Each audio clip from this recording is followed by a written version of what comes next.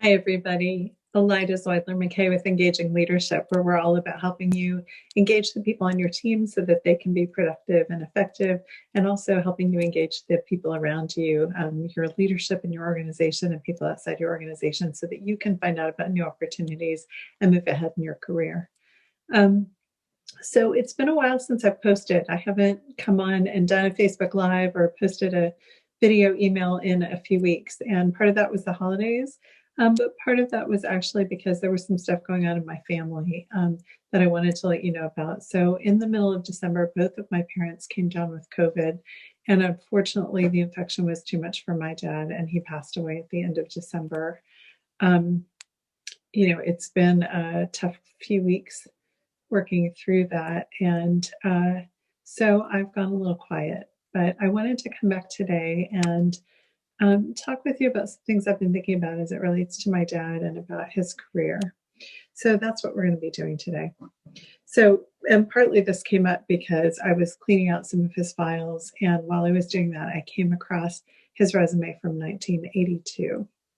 So what I found when I was looking at that resume was it sort of felt like a map of my childhood. So one of the things that was going on when I was growing up is that my dad was really unhappy in his career. He had, before I was born, worked for a company for a long time and had a good thing going with them. And then they had a change in leadership. And from that moment on, for about the next 12 years or so, he bounced around from job to job to job. And as I was looking at his resume, I could sort of map his experience against what I had experienced as a little girl.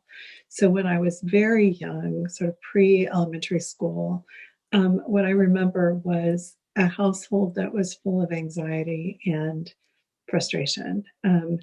Dad was upset a lot of the time. He was yelling and angry and frustrated a lot of the time. Mom was worried a lot of the time, I think, about money.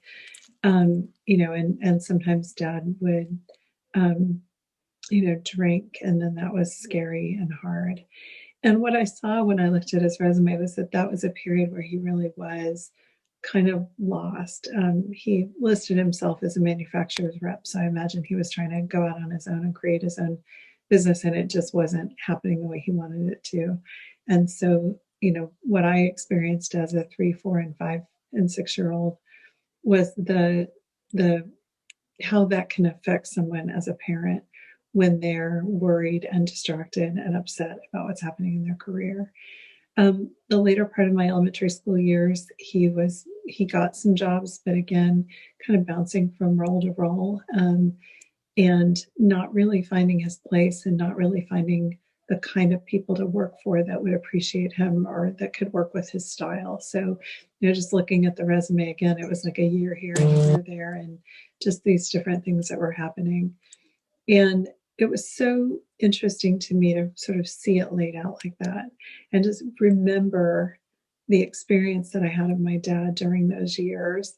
And I mean, don't get me wrong, like we had some really good times. I was his little buddy, and he would go out and do projects in the barn or in the garage, and I was his little helper, and I'd run get his tools, and he was very loving to me. But there was also kind of this gray cloud that was hanging over our family. And that's something that even as a very young child, I picked up on. And I just want to say, Dad, oh, and then there was this period too, when I was in sort of middle of elementary school, when I remember kind of months on end where Dad was pretty much on the sofa, laying down, having a nap every time Mom and I came home from work. And again, looking at the resume, what I noticed was that that was a period where he again had been laid off and was kind of in between jobs. So it was just so fascinating to kind of map anyway those experiences of his life against my experience of my childhood. And the thing I want to say about that is that, Dad wasn't always that way. Early on, and he was in his career, he actually had a fair amount of spunk. So my dad joined the Merchant Marine right out of, tried a semester of college, and I think didn't like it. So he joined the Merchant Marine, and because he wasn't old enough to be in the Army yet, or the military. And So he would tell people that he had traveled to like 19 countries before he was 19 or 20 years old. And I think that's pretty cool. He had all these great adventures and he told all these great stories about that time. When he came back from the Merchant Marine, he was trying to figure out what to do next. And he answered an ad in the paper to be a magazine salesman, young men see the country kind of thing. So he went to a diner and met this husband and wife team who were recruiting magazine salespeople and, hopped in the limo and memorized his script on the road trip to wherever they were going to go knock on doors, and then literally knocked on doors, door to door, selling magazines, trying to get people to part with their hard-earned money to subscribe to the magazines that he was selling. Now, I don't know if you've ever tried to do cold calling, but I can promise you that that experience took a lot of grit and a lot of determination. I am sure that he had more doors slammed in his face than he had successes, but he made it work. And in fact, he made it work to the point where he became a team leader and was then recruiting people and training people and sending them out into the field himself. So he did that in the late 40s. And then because the Merchant Marine didn't count as a branch of the military, he was drafted into the Army for the Korean War. And he spent those years in Alaska. And he was responsible for doing some safety training. And his trainings were so popular that they actually kind of made him the informal chief of troop morale. Like that's the kind of person that Dad was. Lots of energy, lots of enthusiasm, lots of get up and go. After that, he came back and continued his career in sales and had some other, really interesting opportunities. He worked for the Burns-O-Matic company selling torches and told this great story about a trade show in Chicago where they were showing off these torches and what they could do. And he actually got the hotel to make a baked Alaska. So you know what a baked Alaska is, piled up ice cream that you then put an egg meringue on top and then you brown the meringue. And the way they used to do that was they would literally shove that whole thing in the oven and pray that the meringue set and browned before the ice cream melted. It was kind of tricky business. But Dad was able to do that instead, browning that meringue with a blowtorch, and kind of showing this off as like this big event in the middle of this convention.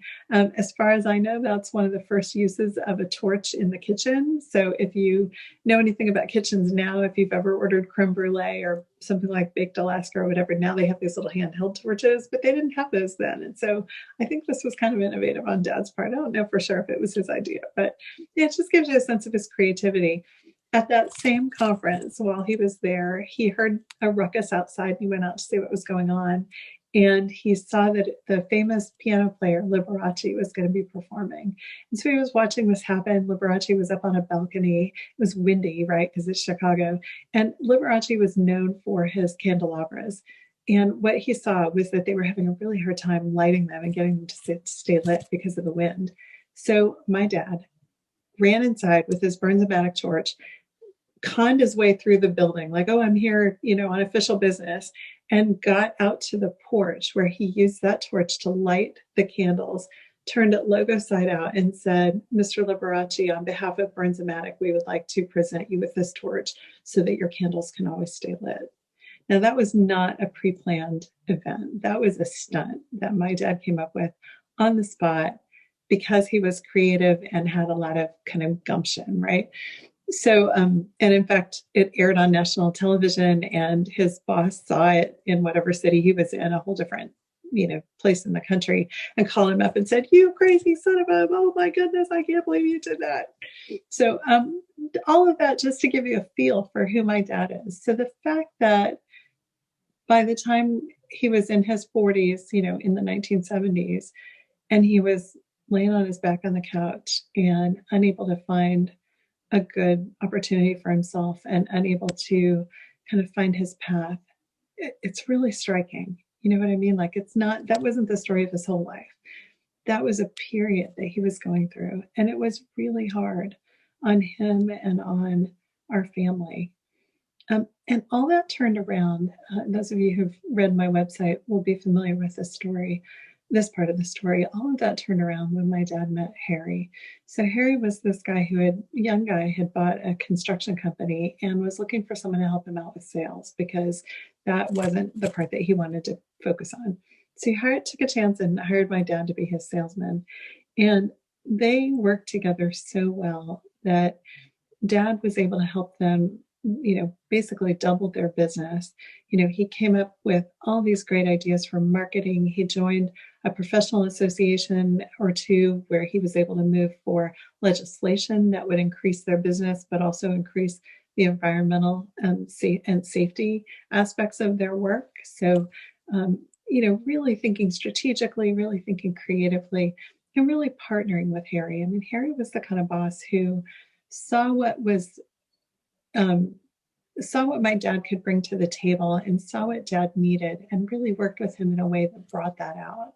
And the result was, like I said, doubling their business, really growing it, really working in partnership. Did Harry agree with every idea Dad had?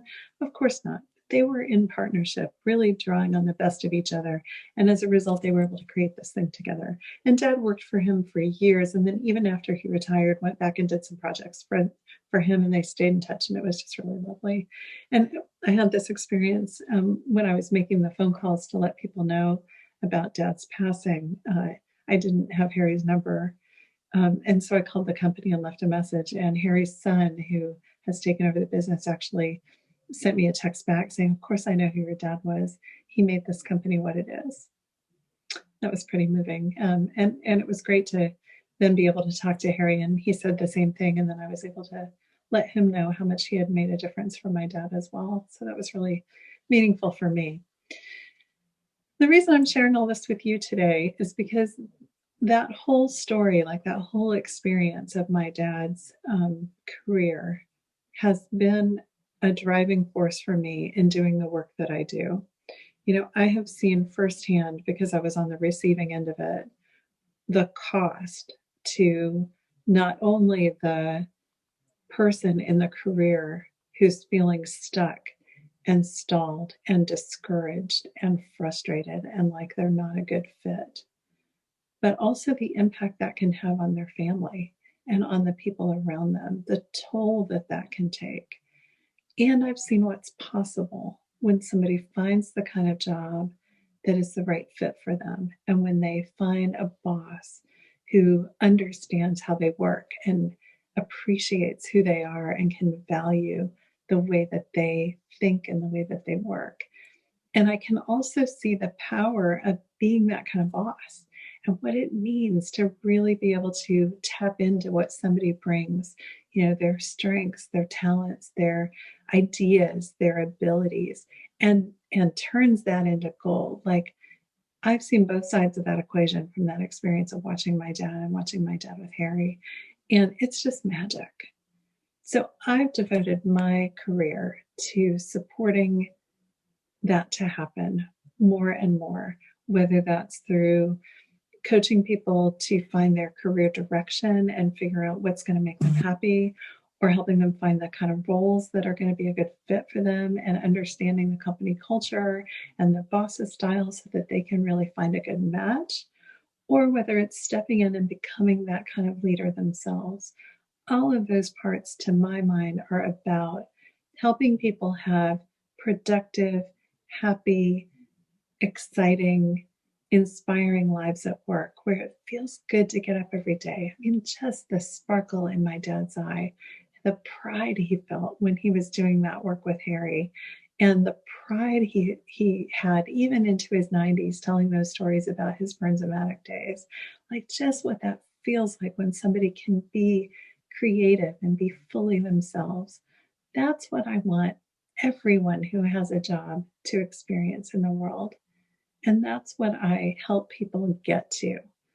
So if you've been struggling, if you've had your own period of, career doldrums or discouragement or frustration, if you're in a role that doesn't feel like it's a good fit, or you feel like you're working for people who aren't taking you in for who you are and making the most of who you are, or you are worried that you're not the kind of leader that's making that available to other people, let's talk.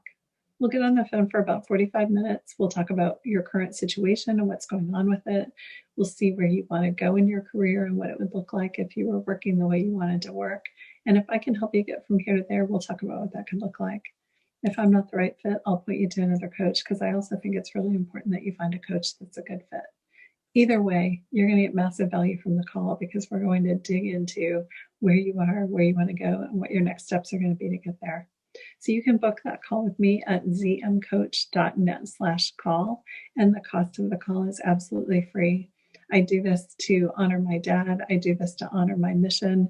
I do this because I know some of you will want to work with me, and that's great. If it works out that way, I'd be delighted and honored to walk along your path with you and support you in that. But like I said, either way, this call is for you. zmcoach.net/call. I look forward to hearing from you. Take care.